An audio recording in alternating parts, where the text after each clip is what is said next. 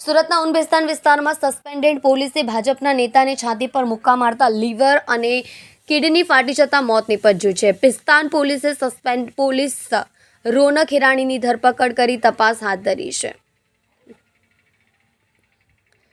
મૃતક બીજેપી નેતા સલીમ બાગડિયા અને તેનો દીકરો બંને સમજાવવા માટે સસ્પેન્ડેડ પોલીસના ઘરે આવ્યા હતા. રોનક હિરાણીએ બંને સાથે ઉગ્ર શબ્દથી બોલવાનું શરૂ કરી મૃતકની છાતીના ભાગે મુક્કા મારતા ઢળી પડ્યા અને આક્ષેપ પરિવારજનો દ્વારા કરવામાં આવ્યો હતો. બનાવને લઈને મૃતકના પરિવારે ફરિયાદ નોંધાવતા પોલીસે સસ્પેન્ડેડ પોલીસ વિરુદ્ધમાં ગુનો નોંધી આગળની કાર્યવાહી હાથ ધરી છે. પાંડેસરા પોલીસ સ્ટેશનમાં કોન્સ્ટેબલ તરીકે ફરજ બજાવતા હાલ સસ્પેન્ડેડ થયેલા રોનક હિરાણીએ સોશિયલ મીડિયા ઉપર ગંદી પોસ્ટ કરી હતી. પોસ્ટ સલીમ બાગડિયા નામના વેપારીના થનારા વિવાદને લઈને કરવામાં આવી હતી. સોશિયલ મીડિયામાં પોસ્ટ લખવાને કારણે આ મુદ્દો સમાજમાં ચર્ચાનો વિષય બન્યો હતો.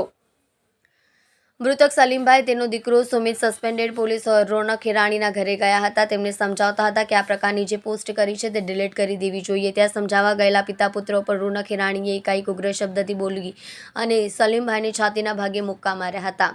મૃતકના પુત્ર સુમિત વાગડિયાએ જણાવ્યું, આવનારા દિવસોમાં મારા લગ્ન નક્કી થયા હતા. મારા જે સાસુ થનાર છે તેમના વિશે ફેસબુક ઉપર ગંદી પોસ્ટ રોનક હિરાણી દ્વારા કરવામાં આવી હતી. આ બાબતે હું મારા પિતા સાથે રોનક હિરાણીના ઘરે પહોંચ્યો. તેમણે મારા પિતાને છાતીના ભાગે માર માર્યો છે અને તેમની તબિયત ખરાબ થઈ હતી અને તેઓ ઢળી પડ્યા હતા. ત્યારબાદ અમે ડૉક્ટરનો સંપર્ક કરી ખાનગી હોસ્પિટલ લઈ ગયા હતા, જ્યાં ડૉક્ટરે તેમને મૃત જાહેર કર્યા હતા.